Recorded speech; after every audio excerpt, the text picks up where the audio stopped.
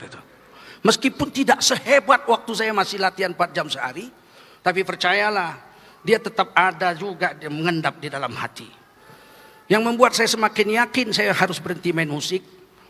Pada tahun 92 saya ditabrak mobil. Saya pingsan, dibawa ke rumah sakit 4 jam. Dokter yang menangani saya orang Kristen. Di kantong saya ada Quran kecil, selalu saya bawa. Sebelum ada HP, Quran saya selalu saya kantongi. Setelah ada HP, pakai HP saja. Maka waktu itu saya pingsan. Saya sadar dari habis Isya itu ditabrak mobil jam 12 malam. Waktu jam 12 malam saya sadar, suster bilang, "Pak dokter, sudah sadar pasiennya. Ini kepala dijahit." Kata dokter, Pak Ustadz, rumahnya yang bisa ditelepon nomor berapa?" Saya bilang 815 915. Telepon ibu saya, jangan istri saya. Ibu saya perawat. Biasa ibu saya merawat orang. Bilang sama ibu saya tabrakan, tapi jangan sama istri saya. Telepon ibu saya bicara. Baru kata dokter, anak ibu ditabrak mobil, pingsan, sekarang sudah sadar. Ibu saya mengejar ke rumah sakit. Begitu sampai rumah sakit, apa yang saya dengar? Dokter bilang, "Bu, anak ibu hafal Quran?" "Tidak," kata ibu saya. Cuman dia dari kecil memang biasa baca Quran, tapi tidak hafiz 30 juz. Paling beberapa juz saja. Baru saya bilang, "Mana Quran saya?"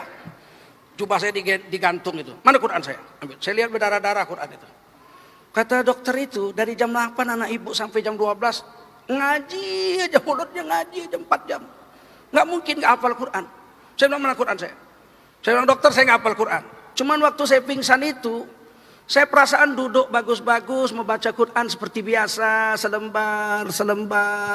Dalam pingsan itu, seperti mimpi begitulah baca Quran selembar. Tapi suaranya keluar dan dokter, pasien-pasien, perawat-perawat dengar. Ternyata betul kata Mbak Oki, kan itu hadis Nabi. Manusia mati dengan hobinya. Kenapa saya ngaji waktu itu? Karena tiba-tiba waktu dalam pingsan itu, perasaan saya pakai jas, seperti waktu nyanyi dulu dengan orkestra begitu. Konduktornya Maksa Puliti. Terus musiknya musik India. Rapi sekali. Jeng cekejeng cekejeng cekejeng cekejeng cekejeng cekejeng. Terus saya nyanyi. Enak bolo-bolo ceng enak bolo-bolo ceng indah sekali. Hati saya bicara dalam pingsan itu. Kenapa harus nyanyi? Kenapa harus nyanyi? Kenapa harus nyanyi? Baca Quran, baca Quran, baca Quran. Terus dalam pingsan itu ya perasaan saya keluarkan Quran seperti biasa dari kantong. Kemudian saya ngaji. Ternyata dokter lihat 4 jam tanpa melihat Quran. Sejak itu saya yakin manusia mati dengan hobinya. Kalau hobi kita sholat, kita mati sedang sholat. Kawan saya Pak Tamim mati sedang sujud. Kalau hobinya dakwah, mati sedang dakwah. Kawan saya juga ada mati sedang dakwah, Pak Abdullah. Ada pula kawan saya mati sedang main musik. Ada orang yang mati sedang berzina. Anggota DPR di Jakarta mati sedang berzina. 3 hari lagi mau naik haji, dia masuk hotel, dia berzina, mau puas-puasan karena mau naik haji 40 hari. Dia mati di atas perut perempuan. Manusia mati dengan hobinya. Oleh karena itu, yang sudah hijrah, carilah yang diridhoi Allah. Satu hari bibi istri saya datang ke rumah, nginap di rumah seminggu. Tiba-tiba bibi itu pulang, anak saya dua-dua nangis di dalam kamar, nggak mau nganter keluar. Kemudian saya masuk, "Ada apa kamu ini dua-dua? Kenapa kamu pada nangis?" "Benci kali kami sama nenek itu," katanya. Dibilang nenek itu Buya penyanyi. Enggak kan Buya? Enggak kan Buya? Enggak kan, katanya. Saya bilang, "Memang betul nak, Buya dulu penyanyi nak. Sekarang kan enggak lagi Buya?" "Enggak. Kami enggak pernah kok dengar Buya nyanyi di rumah ini." "Iyalah nak, memang dulunya pula. Dulu." Baru anak-anak saya peluk saya, "Jangan jadi penyanyi ya Buya." Makanya sekarang lagi tren di medsos, Tengku Zulkarnain mantan penyanyi mendadak jadi ustadz. Saya bilang dia salah. Saya belajar Quran, belajar ngaji dari kecil. Belajar fikih, semua guru tua di sini guru saya. Syekh Mahmud Syahabuddin, saya belajar kitab Mahalli. Syekh Dahlan Musa dari Matan Takrib sampai Kifatul Akhyar. Syekh Jalaluddin Abdul Muthalib Mufti Kerajaan Delhi, guru saya ngaji kitab Tafsir Ibnu Katsir. Terus guru-guru yang lain, Arifin Isya, Syekh Arifin Isya saya ngaji Minhajul Abidin, kitab Imam Ghazali. Jadi saya betul-betul mengaji, belajar bahasa Arab dari Syekh Martubung, ya. Itu guru saya, Azhari Al-Martubung, di depan Coca-Cola Jalan Belawan. Juga saya belajar fikih I'anatul Talibin dari Syekh Hasan Maksum, guru di Masjid Agung, dan seterusnya. Jadi nggak ada mendadak. Percayalah tuan-tuan, agama tidak bisa instal. Kalau jadi tentara palsu bisa. Modal badan tegap, rambut cepak, pakai baju loreng, dia udah bisa cari duit kesana kesini. Walaupun tertangkap juga, tentara palsu mungkin setahun 2 tahun baru tertangkap. Polisi palsu bisa. Model badan kekar, rambut cepak, beli baju dinas polisi, modal sempit, sudah bisa nyetop orang, sudah bisa mentilang orang, pakai surat tilang palsu. Walaupun mungkin 5 bulan, 6 bulan kemudian dia tertangkap polisi palsu. Tapi kalau ustadz palsu udah bisa. Belum amma ba'du udah ketahuan. Belum amma ba'du. Baru alhamdulillah, la kalau kata illa billah, udah ketahuan. Udah ketahuan. Oleh karena itu saya ingin beritahu, saya salah-salah main gitar enggak sedih saya. Tadi salah-salah melodi udah enggak betul. Enggak sedih, saya tinggalkan lama kok. Itu cuman saya mau buktikan bahwa setan belum hilang. Kalau saya latihan 2 jam aja nggak ada salah lagi saya main itu. Begitulah setan masih ada tetap di sini. Dan dia akan kembali ketika kita sakaratul maut. Bisakah kita memilih mati dengan cara husnul khotimah atau mati dengan cara yang menyesatkan seperti yang pernah saya alami waktu pingsan? Masuk lagu orkestra Ena Bulu Bulu. Tapi ternyata waktu pingsan itu ruh saya memilih baca Quran. Saya tidak tahu besok ketika saya betul-betul sakaratul maut, apakah ruh saya akan memilih mati dalam keadaan membaca Quran atau mati dalam keadaan menyanyi. Tolong doakan saya dan mari kita bersama-sama berdoa. Semoga kiranya kita istiqamah dalam hijrah ini dan kita mati dalam ridha Allah Subhanahu wa taala.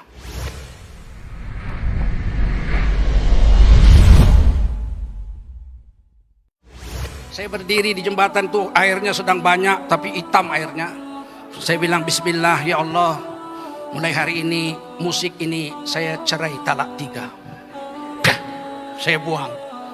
Sampai di rumah saya ngaji-ngaji, saya udah mulai dakwah-dakwah. Sejak umur 16 tahun pun saya sudah jadi khatib Jumat. Kata bapak saya, kenapa kau sekarang berhenti main musik nak?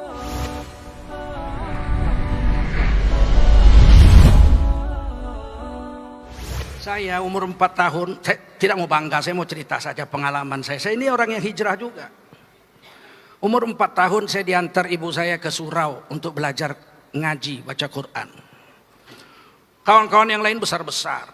Mau pulang ambil sendal, didorong, saya cecampak masuk paret. Orang umur 4 tahun, untung paret zaman itu airnya jernih. Kalau sekarang ikan aja pingsan apalagi orang. Guru saya itu langsung loncat ke dalam paret itu, diangkat saya digendong dibawa pulang saya ke rumah.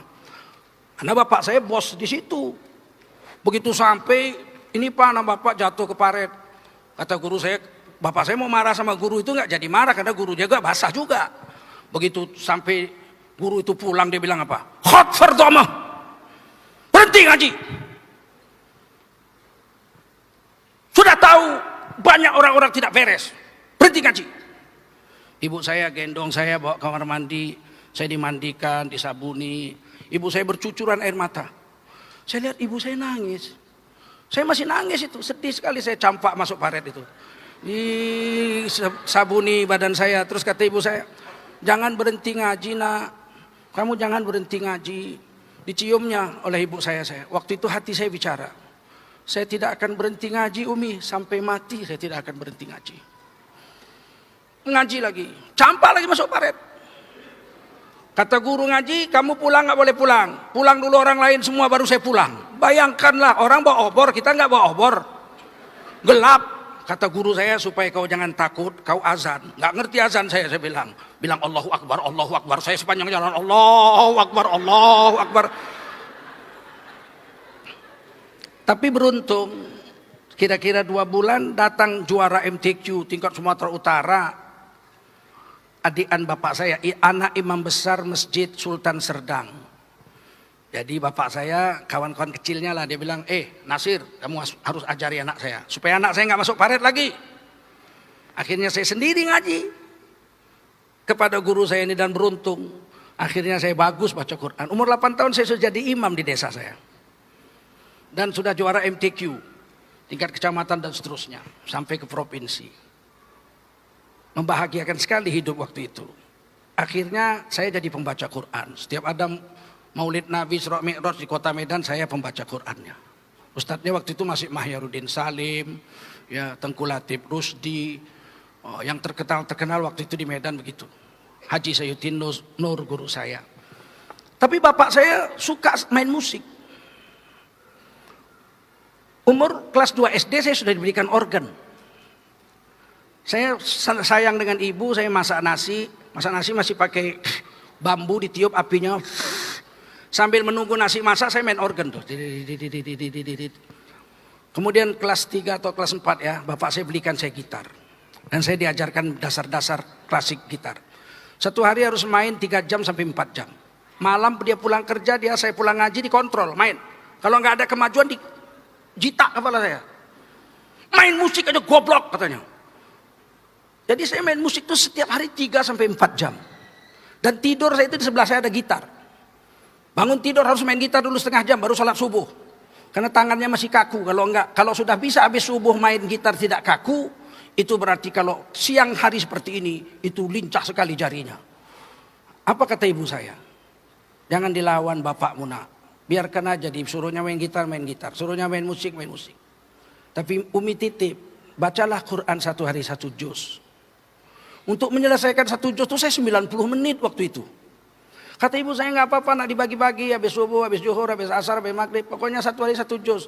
Kamu main gitar 4 jam tidak apa. Langsung datang gitar. Kamu main gitar 4 jam sehari nggak apa-apa, nah asal kamu ngaji 1 juz 1 hari. Akhirnya saya jadi pemain gitar yang baik. Saya pengarang lagu. Kelas SMP kelas 1 saya sudah mengarang lagu. Kalau libur sekolah saya mau jalan-jalan ke Singapura, ke Malaysia atau ke Bali atau kemana saya mau jalan, saya jual lagu aja 1. Saya jual 1 lagu, pergi ke Jakarta naik pesawat terbang, Merpati 21.000, pulang 21.000. Tapi saya bisa mendapatkan uang dari jual lagu waktu itu 1 juta rupiah 1 lagu. Dan saya bisa jalan-jalan keliling Indonesia di usia begitu muda karena saya pencipta lagu. Tidak bisa tidur kalau belum main musik 4 jam sehari.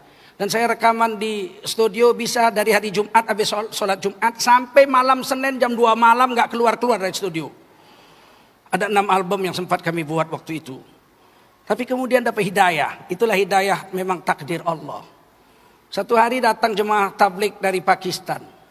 Jalan kaki setahun ke Medan. Tahun 88. Asal datang diusir, ditangkap polisi. Maka saya waktu itu sudah jadi dosen USU. Dosen linguistik, di dalam kelas saya memakai bahasa Inggris.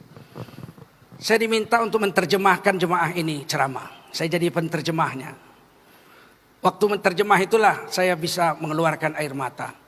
Waktu itu mereka di UISU, Masjid Universitas Islam Sumatera Utara, menjelang maghrib itu saya terjemahkan ceramah Jumatnya, habis Jumat. Menjelang maghrib dia ngajak orang-orang anak-anak mahasiswa yang sedang main bola pingpong.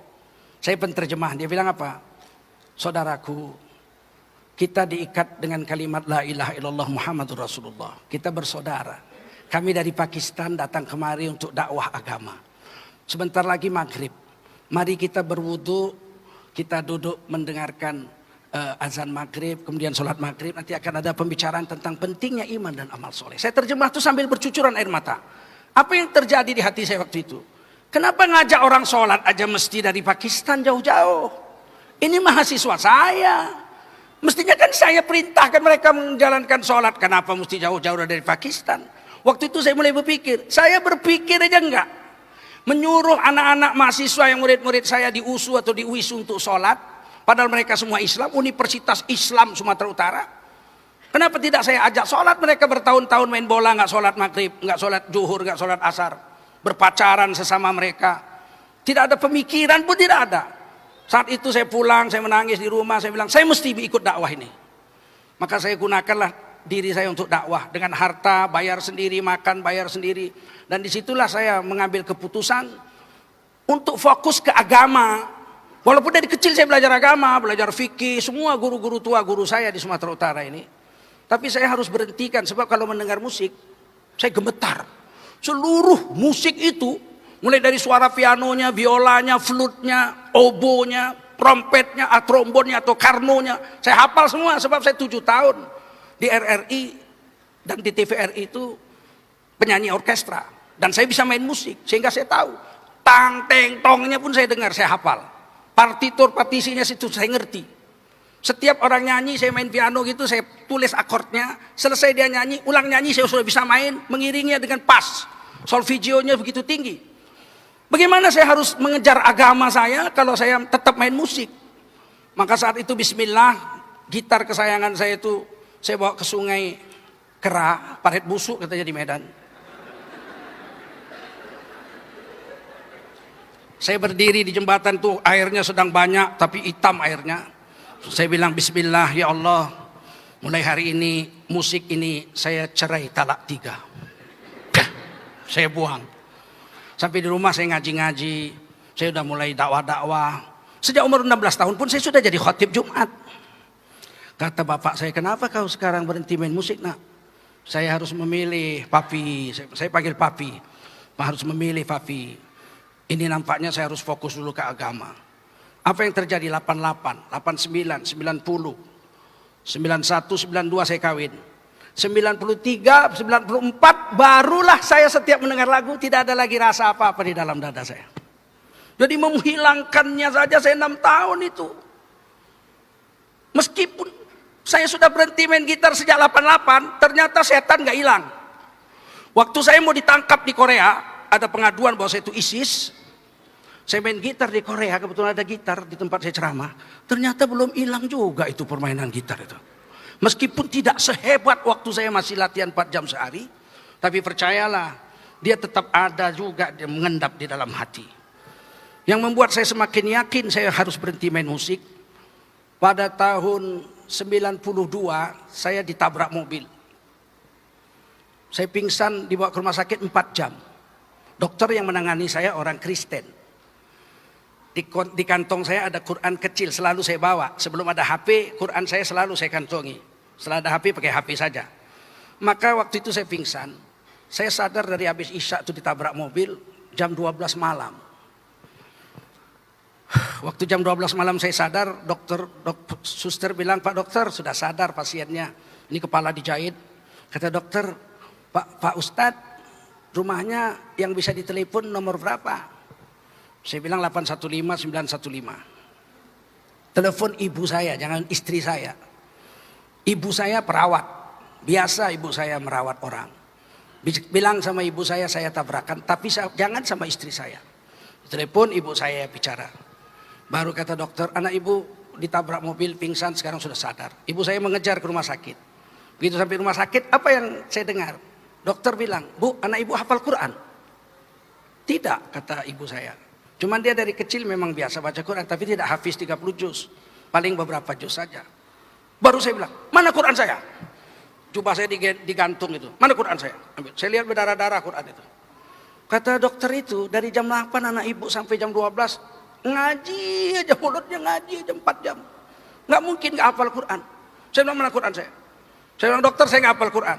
Cuman waktu saya pingsan itu, saya perasaan duduk bagus-bagus, membaca Quran seperti biasa, selembar.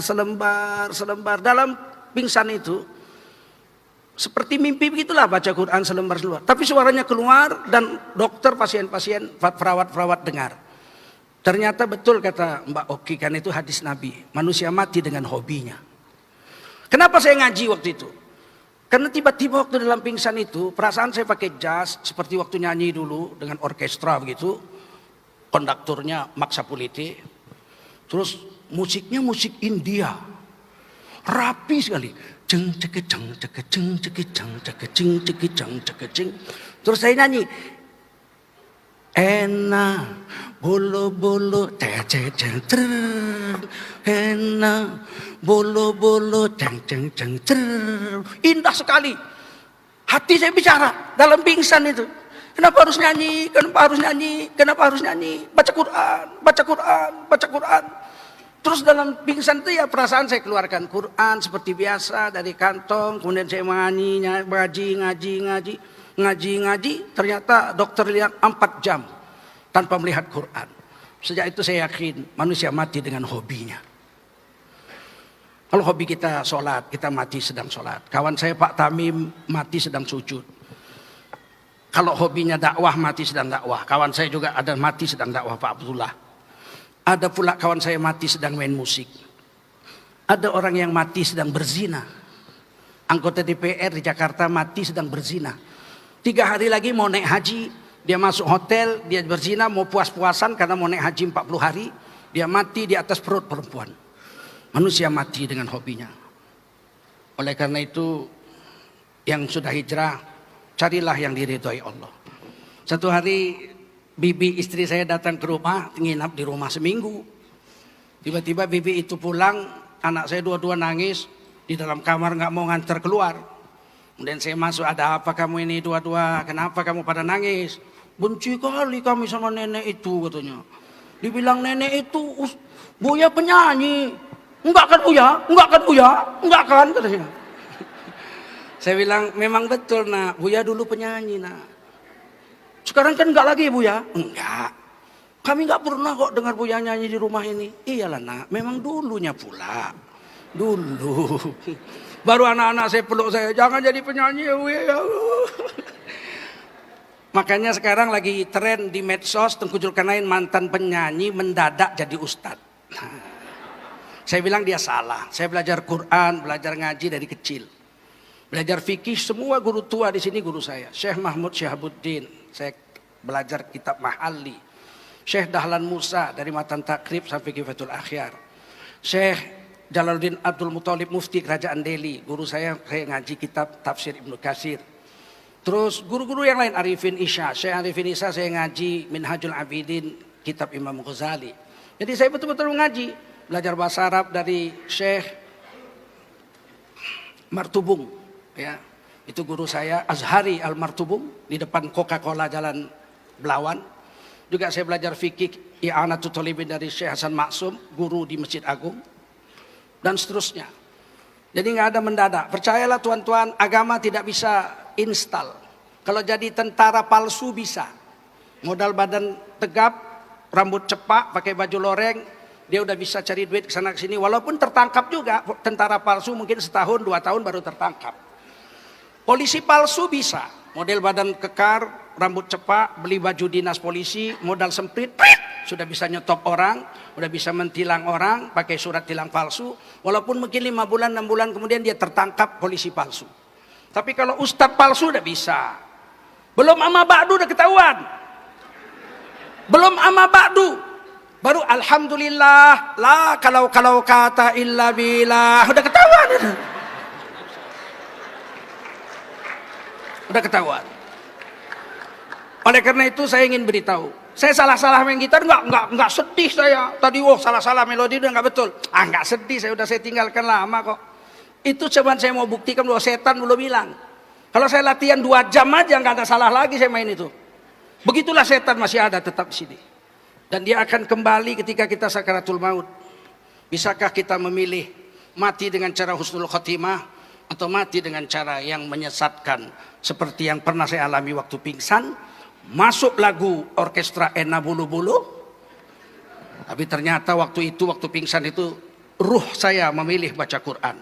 Saya tidak tahu besok ketika saya betul-betul sakaratul maut, apakah ruh saya akan memilih mati dalam keadaan membaca Quran atau mati dalam keadaan menyanyi. Tolong doakan saya dan mari kita bersama-sama berdoa. Semoga kiranya kita istiqamah dalam hijrah ini dan kita mati dalam ridha Allah Subhanahu wa taala.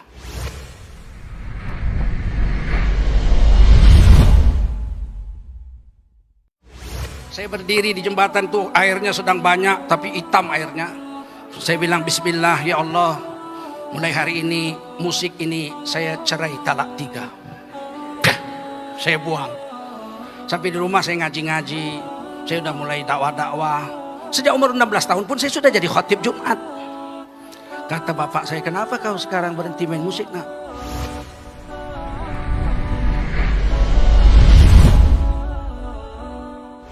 Saya umur 4 tahun, saya tidak mau bangga, saya mau cerita saja pengalaman saya. Saya ini orang yang hijrah juga. Umur 4 tahun saya diantar ibu saya ke surau untuk belajar ngaji, baca Quran. Kawan-kawan yang lain besar-besar. Mau pulang ambil sendal, didorong, saya cecampak masuk paret. Orang umur 4 tahun, untung paret zaman itu airnya jernih. Kalau sekarang ikan aja pingsan apalagi orang. Guru saya itu langsung loncat ke dalam paret itu, diangkat, saya digendong, dibawa pulang saya ke rumah. Karena bapak saya bos di situ. Begitu sampai, ini Pak, anak bapak jatuh ke paret. Kata guru saya, bapak saya mau marah sama guru itu nggak jadi marah karena guru dia juga basah juga. Begitu sampai guru itu pulang dia bilang apa? Khot fardoma, berhenti ngaji. Sudah tahu banyak orang-orang tidak beres, berhenti ngaji. Ibu saya gendong saya bawa ke kamar mandi, saya dimandikan, disabuni. Ibu saya bercucuran air mata. Saya lihat ibu saya nangis. Saya masih nangis itu, sedih sekali, saya campak masuk paret itu. Disabuni badan saya, terus kata ibu saya, jangan berhenti ngaji nak, kamu jangan berhenti ngaji. Diciumnya oleh ibu saya. Waktu itu hati saya bicara, saya tidak akan berhenti ngaji Umi, sampai mati saya tidak akan berhenti ngaji. Ngaji lagi, campak lagi masuk paret. Kata guru ngaji, kamu pulang nggak boleh pulang. Pulang dulu orang lain semua baru saya pulang. Bayangkanlah orang bawa obor, kita nggak bawa obor. Gelap. Kata guru saya supaya kau jangan takut, kau azan. Nggak ngerti azan saya bilang. Bilang Allahu Akbar, Allahu Akbar. Saya sepanjang jalan Allahu Akbar, Allahu Akbar. Tapi beruntung, kira-kira 2 bulan datang juara MTQ tingkat Sumatera Utara, adikan bapak saya.